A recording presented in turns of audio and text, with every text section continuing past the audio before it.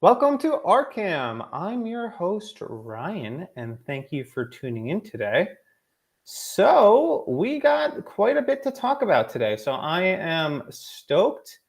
Uh, I should have this up on Facebook too. So, if you're watching on Facebook, welcome. So, before I was getting ready for the show, I had stumbled across a video that is probably the worst song I have ever heard in my life. For those of you who may be having flashbacks to like Rebecca's Black Friday, I can assure you it's much, much worse. And it is actually appropriate for today's conversation because we're going to be talking about transgenderism and how the house of cards that it is built on is collapsing. And I am here for it. And I want to show you this video, and I'm sorry that I'm subjecting you to it, but I saw it, so you have to as well. So this is shared from the Publica, and Dylan Mulvaney has released Days of Girlhood, a pop song singling his latest venture into the music industry. Now, for those of you who may be unaware of Mulvaney's background, he is actually a Broadway. He performed on Broadway, so he's actually, or formerly, was a talented musician. But as you're going to see with this video, not only did he lose anything remotely masculine about him, but he also lost his voice. And what we're about to watch is horrible. So let's get into it. Learn the basics, fast, look quick, shame, sip champagne. Play and catch up as we miss the pregame. Pull up the group chat where you at, drop a pin. We're doing hot girl shit, get in. Monday can't get out of bed. Tuesday morning pick up meds. Wednesday retail therapy, cash or credit, I say yes. Thursday had a walk of shame. Didn't even know his name. Weekends are for kissing friends. Friday night all overspent. Saturday we flirt for drinks, playing wingman to our twinks. Sunday the Twilight soundtrack. Use my breakdown in the back.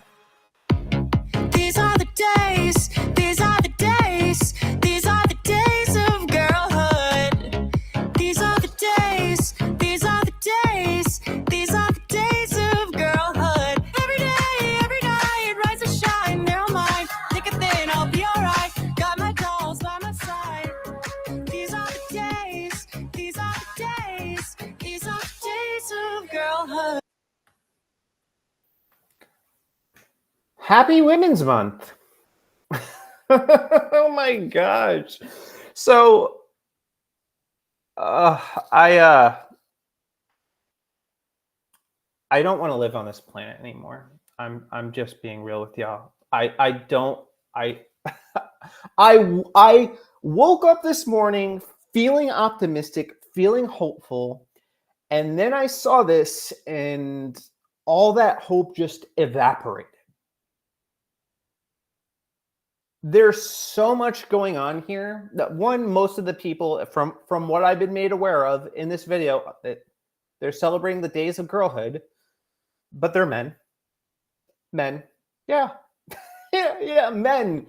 Men celebrating the days of girlhood and even making a song about it in the most comical and ridiculous way humanly possible. They looked at a list of stereotypes and just like, let me check off these stereotypes, and that's what they did. Daily Wire actually did a write-up on this that I want to read some of the stuff that they spotted. Oh man,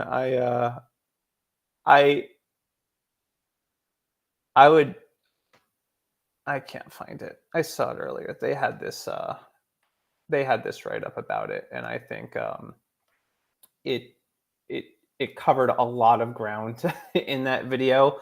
But yeah, Dylan Mulvaney is basically cosplaying as a woman and just highlighted every stereotype that you could possibly imagine. And this is really what they think about womanhood. They treat it kind of like a joke, and they make a caricature of it. And everything that they do is just a mockery of what it actually means to be a woman. I think there was a joke in there about taking prescription medication. And I want to find this article real quick because here we go. I found it finally. All right, cool. We're just going to article right up. Post. All right. So according to Dylan Mulvaney, his new song "Girlhood" consists of not being able to get out of bed, because that's how it is for all women, popping prescription pills, retail therapy, which I will admit that is actually something pretty feminine. Women love shopping. At least my wife does, but she's an actual woman. Doing the walk of shame.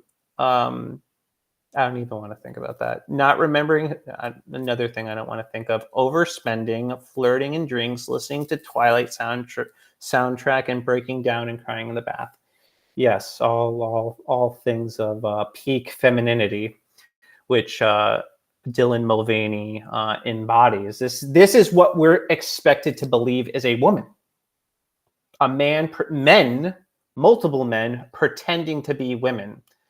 And it is pure insanity. And I'm going to be talking about Dylan Mulvaney a little bit later in this too. I did just want to open with that, just to remind you that everything that trans ideology is built upon is a facade. Generation Mars podcast is in the Rumble chat. He says lots of surgery, lots of body sculpting, lots of makeup. Still looks like a dude in drag. Yeah, well, that's exactly really what it is. It's just more intense drag that involves them cutting apart their bodies and doing everything possible to try to masquerade as a woman, but very poorly. So that's what they're doing here. And but it's not just enough for them to advocate for them doing it. doing it for themselves. They are coming for our children, and actually I believe they made a song about that in the past, that they are coming for our children, and joked about it. But they are actually trying to trans the children, which brings me to this article by the New York Magazine. So this is the latest cover story in an essay by Andrea Long Chu, who, by the way, is a man, another man. This is what he looks like. Yep. And I'm not even going to read that perversion that he's saying, but and it's exactly kind of what you would expect. This is exactly what I was expecting for a trans author to look like. They fit the bill. So we have this article, and I'm just going to pull it up. So, freedom of sex. The moral case for letting trans kids change their bodies. So he's not advocating just for adults. He is advocating for children to change their bodies, to pretend to be the opposite sex through surgeries, hormone blockers, you name it, through the quote-unquote gender-affirming care, which is just a euphemism for body mutilation. Generation Mars is okay. Enough, Mulvaney. Show us some real good broads. go onto MAGA hot Barbie's X account. I will. I will not be. You guys are welcome to do that. I'm not going to be doing that. But let's get into this article. I'm not going to read this whole thing too, by the way, because it's very, very long. Very long. I'm just going to read some excerpts from it. So He writes here, if gender really is an all encompassing structure of social norms that produces the illusion of sex, critics ask, why would the affirmation of someone's gender entail a change to their biology? As a result, advocates have fallen back on the clinical diagnosis of gender dysphoria, which, by the way, just need I remind you, it is a mental illness. Gender dysphoria is a mental illness. Now, a funny thing is that I don't think that everybody that is claiming to be transgender has mental illness. I think some of them are doing it because it's a trendy thing to do. And I think some of them, if they do have a mental illness, it's extreme narcissism. I don't think they actually struggle with it. And that would explain why there's an explosion in these gender identities, because it's more of a social contagion, and very few people actually have that diagnosis. Also, while I'm on this, I just need to point out the obvious. There is no such thing as transgenderism. That does not exist. It doesn't exist. It's an imaginary made up thing because it is impossible for somebody to change their biological sex, contrary to what this person believes. So anyway, as a result, advocates have fallen back on the clinical diagnosis of gender dysphoria. Known until about a decade ago, gender identity disorder defined as the distress felt at the incongruence of gender identity and biological sex. The idea that trans people fundamentally suffer from mental illness has long been used by psychiatrists to decide who qualifies for transition-related care and who does not. By insisting on the medical validity of the diagnosis, progressives have reduced the question of justice to a question of who has the appropriate disease. In doing so, they have given the anti-trans movement a powerful tool for systematically pathologizing trans kids. Yes, it's called the truth. We have the truth on our side. And so now he gets into how to respond to all this. He said many trans advocates worry that if they concede the significance of biological sex as opponents of trans rights demand that they do, this will thwart their political dream. The focus on gender, given its substantial psychic, and social components, appear to be more plausible ground for self-determination. But this fear has left vast swaths of political territory open to the anti-trans movement, which now hides its repressive goals behind the rhetoric of neutral biological fact. Crazy us. We believe this radical thing called biology. We believe that you could only be male or female and that's it. Crazy, we recognize the truth and we are not perverting it like these trans ideologues. It seems to me this is a fear we can no longer afford. To confront the reality of biological sex is not by definition to swear fealty to that reality. No one knows this better than a child who wishes to have their biological sex changed. And I'm going to stop right here because there's not an argument really to be made. Everything that this guy says is total and complete nonsense. It is impossible for one, as I stated before, to change their biological sex. And you cannot change the sex of a child or any human being. But I suspect that they want to start when they're children because it's easier to indoctrinate them and to get them to believe this falsehood. And one of the disturbing things is that, I mean, how many adults they've actually got to buy into this lie. But the dam is starting to crack. People are starting to notice. People are recognizing this facade for what it actually is. Total and complete insanity. And the data is proving proponents against transgenderism right.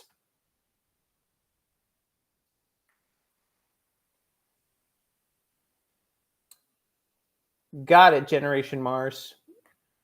But yeah, so the proponents have been proven right. Every single thing that I predicted would happen is currently happening. I just read this report earlier. Actually, before I get into this report, I do want to say something that's ironic. So this is a post that has since been deleted on the original article. So Andrea Long shared his write up, and then shared this GoFundMe to help with surgery revisions. Like and Bridget, I believe this is Bridget Fedesi, says tagging your story about letting kids mutilate themselves with a GoFundMe for complications from one of these surgeries pretty much says it all. Yeah, the irony. It's so ironic. So they are trying to make the case of transing kids while also then linking in that very same tweet thread a link to complications that happened as a result of a surgery. And you want kids to do this? You want kids to undergo these these surgeries, these Frankenstein abominations? That's what you want to subject kids to, when obviously there are complications. Obviously, this is not a good thing to do. Obviously, this is a problem. It's just it's just wild that we have we have people this deluded, where they're writing for prominent magazines trying to prop up something we now know for a fact. There's no doubt that it is detrimental, that it causes irreversible damage, as Abigail Schreier wrote in a book several years ago. Yeah. You think? You think maybe it might not be a good idea to shave off parts of your arm and make a fake penis with it and surgically attach it? You think that's not going to cause complications? You think it's not going to cause complications to open up a wound and pretend it's a vagina? I think it was Tim Pool that coined the term wound vagina, and I thought that was great. Maybe it's somebody else, but I thought that was a perfect description, because that's what it is. It's a wound that they have to dilate. And then you have some of the first people to undergo these surgeries, prominent people like Jazz Jennings, who can be seen on camera crying about having to dilate, and you can see that he, because Jazz is a male, is going through emotional distress, probably because of the hormones they're on and the damage that they've done to their bodies. So I want to quickly just show this story. So link about the study. So new study, trans suicide rate doubles after gender surgery. A groundbreaking study has brought to light alarming findings regarding the mental health of transgender individuals who have undergone genital surgery. The research, which investigated the rates of psychiatric emergencies and suicide attempts before and after gender-affirming surgery, has uncovered a disturbing trend that demands immediate attention and action.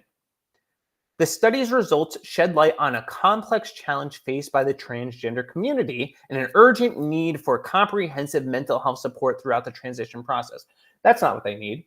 They just need to not go through the transition process. That just needs to be illegal and be banned, because it's insane, as we will see.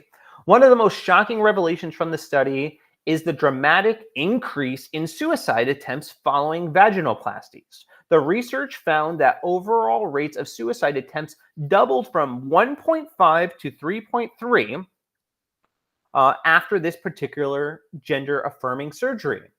This finding highlights the immense psychological toll the transition process can have on individuals and the critical importance of providing ongoing mental health. It doesn't highlight the need for ongoing mental health. It highlights the need to not do these surgeries to begin with. If I undergo a procedure and I'm twice as likely to want to end my life, probably a good indication that I should not undergo the treatment to begin with. But this is lost on these people. Completely and totally lost on them.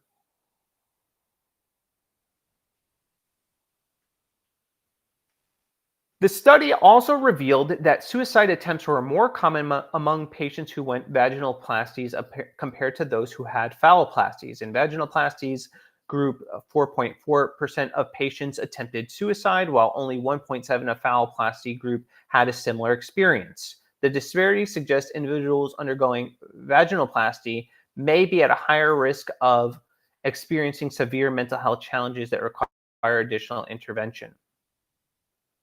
And it goes on to explain how, well, we'll just read a little bit more. The research found that significant proportions of patients in both the vaginoplasty and phalloplasty groups experience psychiatric encounters before and after their surgeries. Among the vaginoplasty group, 22% had at least one psychiatric encounter, while 20% in the phalloplasty group had similar experiences. These findings underscore the rates of mental health challenges faced by transgender individuals throughout the process. So yeah, this is just not a good thing that we should be doing to these people. And a lot of people will be like, well, they're adults, why do you care? What an adult does with their own body. I care because it's immoral, sick, and wrong. That's why I care. I care because I don't want to see people damage their bodies for the rest of their lives. I care because I was acutely aware before I even had to see this study that this would have long-term psychological impacts. And that's exactly what is occurring. I think I think the more we see coming out of this, the more people are going to start to change their tune, and we're seeing more articles about this, not just here, but there's this article by Times. Children will no longer be able to access puberty blockers at England clinics. So children in England will no longer receive puberty blocker prescriptions, the National Health Services of England said, confirming that the medicine will only be provided to youth who are taking part in clinical research. Oh, so now they want to do the research. They don't want to use children as test subjects and guinea pigs. Children can still receive puberty blockers through some private practices. Puberty blockers are used to delay onset puberty, blah, blah, blah. Hold on a second.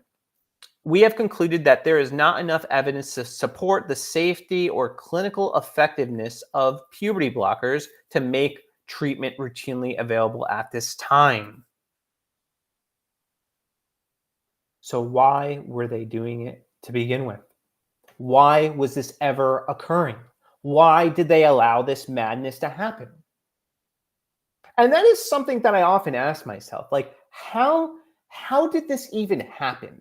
Because sometimes I feel like I wake up and I'm in the twilight zone. You see that Dylan Mulvaney video, and if you saw that 15 years ago, you would have thought, this is parody. This cannot possibly be true. But it is. It is a reality, and I think at least Dylan isn't legitimately trans. I think he has mastered the art of grifting. I think he is somebody, and Freely Ashley said this on Twitter, and I couldn't agree more with her. I think he is somebody that wanted fame so bad that he made his first TikTok post of Days of Girlhood. It went viral, and he just saw his moment. He's like, "This is my opportunity. I'm just gonna ride this to the end." And he's achieved fame unlike anything that he probably could have ever asked for, but in the worst way imaginable. And it's going to cost him his mind, or it has cost him his mind. And the impact of his grand delusion that we're propping up is only going to have far worse implications on youth, on people that look up to him, especially when he's being promoted by TikTok. And, he's being celebrated by celebrities. And I do think this is a massive problem. And I am thankful, though, that we are finally having these studies come out. I am thankful for people like Dr. Phil, who are now speaking out against the problems with gender gender affirming care, because those are the types of people that we need to be loud voices in our fight against it. And we're already making, strides. I believe the documentary "What Is a Woman" was one of the first big pushbacks against this. And I think we're just going to see the dominoes start to fall over, and eventually this whole thing is going to implode on itself. And it's going to get a lot worse when more and more people start to sue these people and hold them accountable for what they've done. And they should go after every doctor, every therapist, and every person that downplayed the horrific results of these surgeries and of the gender affirming care.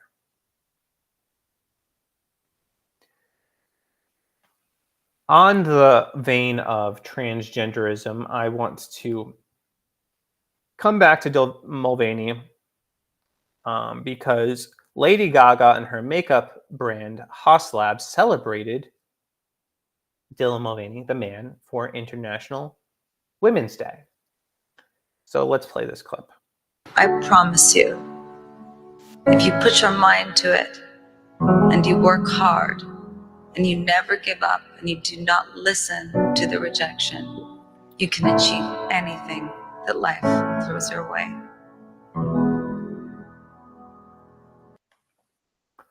Of all the people she could have celebrated for International Women's Day, she celebrates a man and does this cheesy, corny, melodramatic, inspirational speech to prop up a man.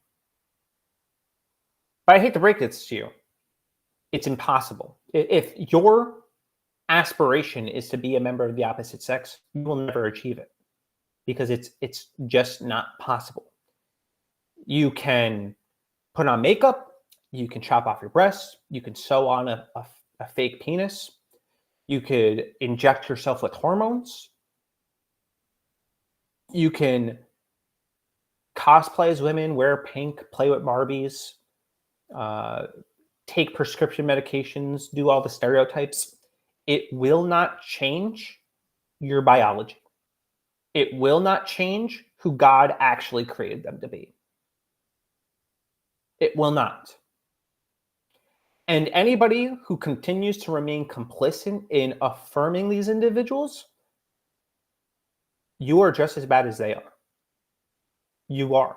You are holding up the lie. You are holding up the falsehood.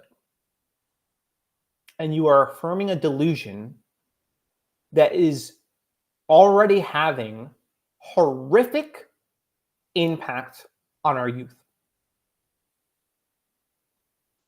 The only way that we should be responding to people like Dylan Mulvaney and other transgenders is with total contempt and horror. We need to treat transgenderism like if somebody comes up to you and is talking to you about affirming somebody's gender, we just need to, what are you talking about? What you want me to pretend there's something that they're not? We need to treat it as viscerally as if somebody were telling us they were going to go sacrifice children to their gods later in the evening. That's how horrific this actually is. And I'm not going to pretend otherwise. Yeah, I suspect I just started streaming to Facebook today. I suspect that's not going to last very long, so we'll see. Taylor Dude writes, W, Ryan. Thank you, man. You know, this is just one of those things that I'm very passionate about because, you know, contrary to what people might say, I actually do care about these people. Like, I legitimately don't want them to live a lie. I legitimately want them to become the people that God created them to be. And I want them to do it without having to go through the horrific consequences of their terrible decisions, because it's going to reverberate through the rest of their lives. And I want to protect other kids from making these same bad decisions. We, humanity, when we are born, the sex that God has given us, are fearfully and wonderfully made. And I think what a lot of these people never heard was that truth, was that they are fine just the way they are.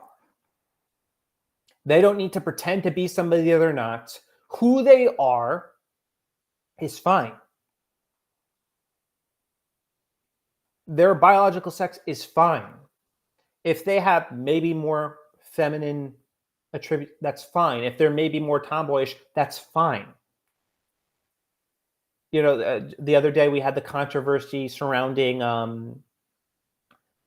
Hannah Barron for being a tomboy on Twitter, and she's getting attacked for being a tomboy.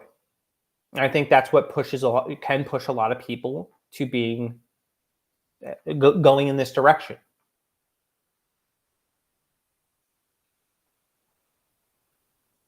It's okay to do things that might not be 100% within the stereotypes of our biology. That's fine. And if you have an affinity towards something, you know, it doesn't mean you're actually a woman or you're actually a man. You just have different preferences. That's fine. So anyway, Lady Gaga prop this guy up, and she responded by saying, "This is not backlash. This is hatred." And then she wrote this. It is appalling to me that a post about National Women's Day by Dylan Mulvaney and me would be met with such vitriol and hatred. Appalling. Appalling that people would be bothered that you're celebrating a man and not an actual woman on International Women's Day. She's appalled by that. When I see a newspaper reporting on hatred but calling it backlash, I feel it's important to clarify that hatred is hatred, and this kind of hatred is violence. Yes, we are violent because we don't like when men pretend to be women. We don't like that men are making a mockery of women. That is literal violence, according to Lady Gaga. And this kind of hatred, backlash would imply that people who love or respect Dylan and me didn't like something we did. This is not backlash. This is hatred. Well, I can agree with her in the sense that I hate that people are doing this to themselves. I hate that people are propping up this ideology. I hate that this is mainstream. I hate that this is celebrated. I do hate that. Do I hate Dylan? No. Do I hate Lady Gaga? No. I want them to repent. And I want them to know that supporting this ideology is not okay. But it's not surprising, given the immense work that it's obvious we still have to do as a society to make room for transgender lives to be cherished and upheld by all of us. I feel very protective in this moment, not only of Dylan, but the trans community who continues to lead the way in their endless grace and inspiration in the face of constant degradation, intolerance, and physical, verbal, and mental violence. I certainly do not speak for this community, but have something to say and hope all women will come together to honor us all for International Women's Day. What about the women that don't want to honor a man? Is there space? Is there room for them? Is there tolerance for their worldview? Is there tolerance for the women who don't want to see real women made a mockery of? I suspect not.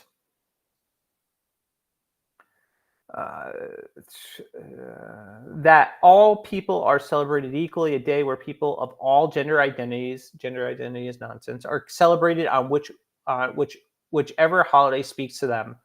Yeah, because they have like 1,000 holidays too. So there's already like transgender day of visibility, but they're like, that's not enough for me. I'm also going to take International Women's Day too. I'm gonna, and you know what? All of June, ours. They just want to totally capture society, and in many ways they have. May we all stand in honor and I'm not going to read the rest of this. But I love people too much to allow hatred to be referred to as backlash. People deserve better. Well, when you prop up men masquerading as women, you're going to get a lot of backlash. If you want to perceive that as hatred, that's your problem.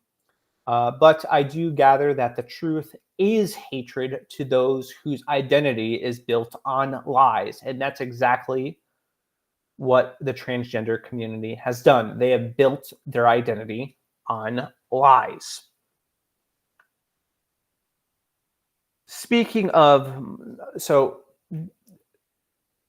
a lot of trans stuff this episode. Pretty much majority of this episode is going to be in this vein because there's just so much that I figured I'd just get it all out in one episode.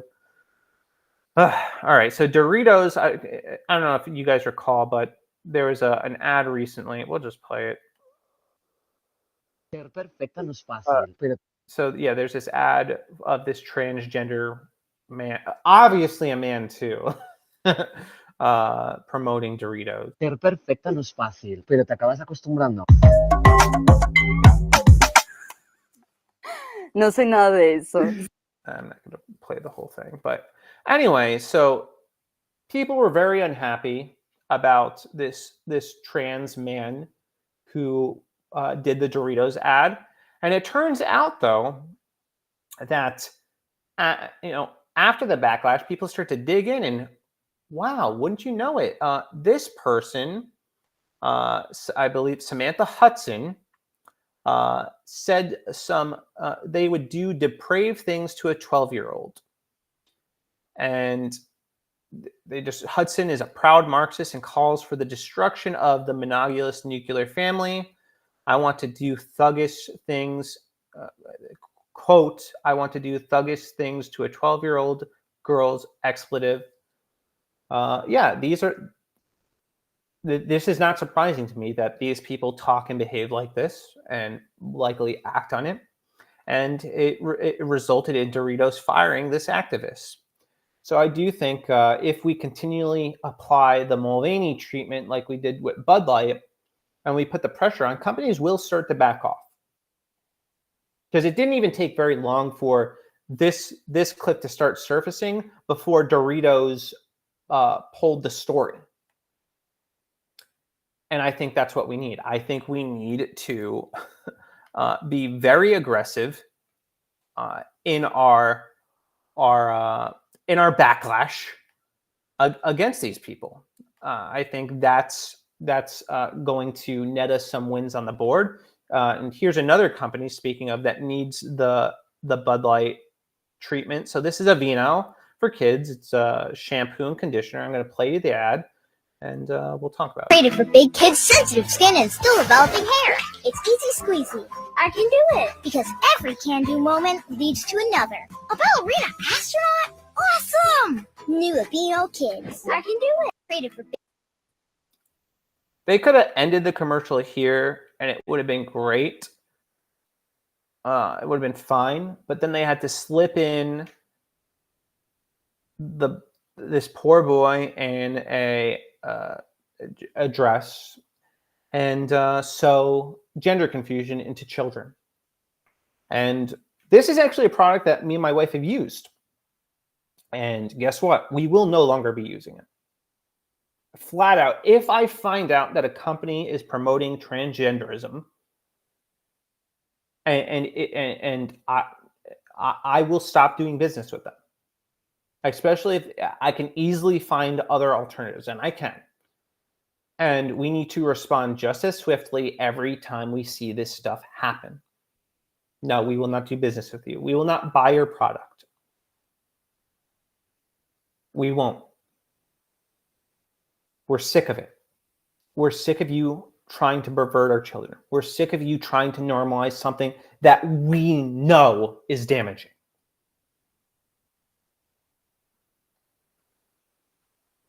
All right. So a couple more clips here before we wrap up. So this may not seem initially related to transgenderism, but it is. But I'm really not gonna talk about that too much more. But I do want to talk about another issue that is actually pretty common, and I really don't like it. But we're gonna play this video, and then I'm gonna play another video, and you're gonna notice something strikingly similar. All right. Just because I'm fat, that doesn't invalidate the things that I say. She died. You ready to get supersized? She died too. I've got 3 McDonald's breakfast sandwiches. Which one's the best? He's dead. Join me on my Fat Positive radio show. Which didn't last long because she died. Just because I'm Now, I saw that video and I thought to myself, I've heard this before. This sounds very familiar. Where have I heard almost this exact same thing before? And this brings me to Robert White, who's also known as Blair White. This is a gender confused man, but in his defense, he did make a pretty good video. But let's play it and let me tell me if you notice anything similar. just because I'm fat, that doesn't invalidate the things that I say. She died. You ready to get supersized? She died too. Today I've got the big Fruit Loop. He's dead. Join me on my Fat Positive radio show. Which didn't last long because she died. So Robert White made this video first, and this chick stole it. she didn't even try to create something original. She copied it verbatim. Verbatim. She copied exactly what she did. And I just, when I saw this, I'm like, man, that is brazen. That is bold. And you didn't think you'd get called out on it? Was it worth the views? Because now your credibility is ruined. I don't know who she is, but if I did follow her, I'd immediately stop following her. There's a few people on Twitter I noticed doing this. One very popular guy named Ian Miles Chung, huge content thief, disgusting, like very, very bad. And I cannot stand, I do not like, it's just lazy, it's dishonest, and you're robbing people of hard work that they put in. I mean, she could have just easily played the video and gave him credit. But she didn't do that. She stole it verbatim, copied it verbatim, copy and pasted it, and thought nobody was going to notice. But we did. Now, the overall point of the video, I actually thought was pretty good. You know, speaking of toxic behaviors that are glorified, the body positivity movement definitely fits that bill. Equally, actually, I think it's more damaging in the long run than the gender confusion, because far more people die from heart disease than they do from complications from gender reassignment surgeries. And heart disease, serious problem. So when we're propping people up like this, yeah, it's not surprising when they die from heart disease. And it's really sad too. And what's sad too are the people that celebrate them. I covered this video briefly on a stream before, but I do think I ended up taking the stream down because of technical problems. So I want to cover this video, revisit this video again, because I do think it's definitely relevant to what we're talking about. All right, so for those of you who may be unfamiliar, this guy does like cosplays of Peter Griffin, and I'll just play a couple seconds of this because he basically does the same thing the whole video. Hey, Lois, look what I can do. I want to bang, bang, bang, you want to bang, bang, bang. Bang, you want to bang, bang, bang, and the bang, you want to bang, bang, bang, you want to bang. Not gonna lie, he is pretty fire at that Peter Griffin impression. But the problem is, just like the lady, the people that the fat influencers that we've seen before, the problem is that the continual adoration and praise is going to put this man into his grave. And he should be aspiring to be the buff Peter Griffin that he's playing here in Fortnite, and lose weight and get into the gym. You could still do your impression; it'll still be hilarious, except we won't have to worry about you dying. We can be more confident that you're going to live a long and healthy life. But yet that's not what's happening. And I suspect that many people who follow him just continually affirm this bad behavior. And the results, just like transgenderism, are disastrous. They cost people their lives. And if we're going to be people, especially as Christians who claim to love other people, then we need to give people some hard truths. We need to challenge them to rise above their impulses, rise above their desires, and exercise a little bit of discipline, and maybe actually exercise itself, and try to foster a healthy lifestyle. Because this guy too is also influencing young people. People see the praise and adoration that he's getting and try to do something in a similar vein. And I don't think that's good. I think that's that's detrimental and will cost him his life. And I don't want to see a repeat of more people doing videos similar to what Robert White did. I don't. I think it's bad. I think it's negative, and I think we as a people just need to be a little bit more bold and consistent in what we believe, and do our due diligence to ignore the names that people are going to call us, because they will slander us. They'll call you transphobic, fatphobic, whatever. It doesn't matter. And we should ignore those sad attempts and just remain steadfast in what we know to be true, and try to approach this from a place of compassion, because people will be real quick to write you off as being hateful and negative. But the truth is that, at least me speaking for myself, I'm none of those things. All the labels they slap on me, I don't let them bother me, because I know they're not true. And I know that me addressing these problems, me highlighting these problems, is because I genuinely do care about people's well-being, and I want them to walk in the fullness of the life that the Lord has given them. I don't want to see them robbed of it.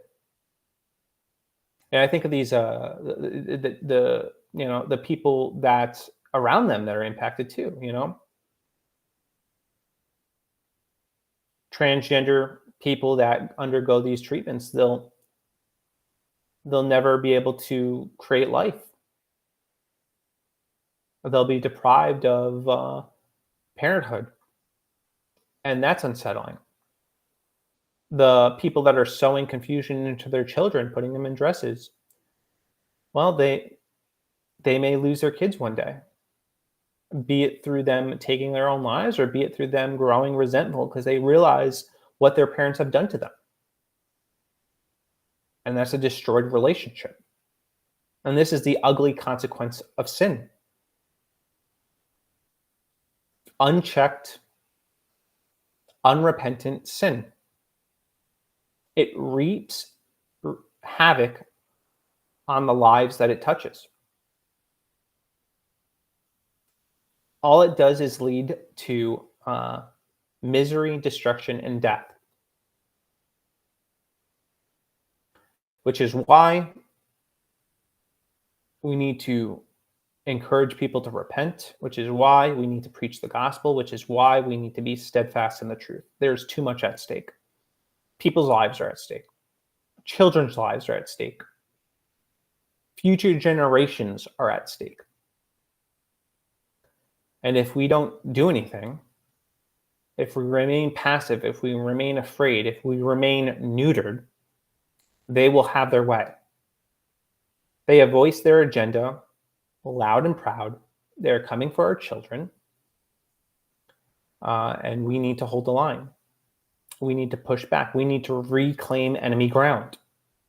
And part of this we do through commentary, through talking about it. Two, I also think another thing that we ought to do is start creating culture. That's one thing to talk about it. It's another thing to create it. And unfortunately for us, Lady Gaga has far more influence than commentators like I do have. Even our most famous commentators on the right don't have nearly the same level of influence someone like Lady Gaga has, or Olivia Rodrigo, who's recently giving out abortion day after pills at her concerts. They have tremendous influence. We need to take notes on what they're doing and create our own culture to counter what they're doing. What the catalyst for change is often through stories. Recently, Akira Toriyama, the creator of Dragon Ball Z, passed away. Think about his stories. I think about how they shaped my life. And I think like we have prime opportunities to fill that gap, to fill that void and create stories of our own that shape generations, that teach them that stories of faith, hope, and love, and overcoming adversity and bravery, and doing it in a way that's not corny or lame, because let's be real, a lot of Christian films, they're corny and lame. Anyway, that is all for tonight. I appreciate you guys tuning in. I'm going to be doing the show Tuesday through Friday at 8 o'clock. I'm really excited. And I want these shows to be conversational. I don't want to be so busy or caught up with my commentary that I'm not interacting with the chat. So if you have something to say, you have thoughts, let me know. I want to hear from you. I want to interact with you. I want to engage with you. And I ultimately, my heart for this show is actually for it to be like, you know, when you're like hanging out with a friend and your friend's like, yo, dude, I got to show you this crazy video. Like that's kind of how I want it to be. Just very conversational. Me just talking about things that come up as they come up. You know, things that I find interesting that I would, and trust me, I do. I talk to my friends about this stuff. You know, so one thing that you should know about me too is I don't pretend to be somebody online that I'm not in real life. Like who you see is really who I'm not pretending. This is me. This is an act. I don't have an online persona. This is me. This is who I am. Both on screen and off screen. I'm very consistent. Yeah, I want it to be conversational, and I want to do this show like I'm talking to friends, because you guys are my friends, and I appreciate you guys, and I appreciate those of you that have been willing to listen to the show. If you could, support me by liking, engaging, commenting, sharing, all that stuff. That would be great. That'd be fantastic. I'm going to go hard this year. I believe the Lord is calling me this year to grind like I've never ground before, and just put in the work. Because for so long I've just been doing this kind of one-off whenever I had time. But no, this year I'm making the time, and I'm going to stick to it. And put on a show for you each and every single day, even if I have to fumble through it some days. I'm going to do it. Because that's what it takes to make a difference. Showing up, being consistent, and standing up for what you believe. And that's what I'm about. So anyway, I hope you guys have a blessed night. Deuces.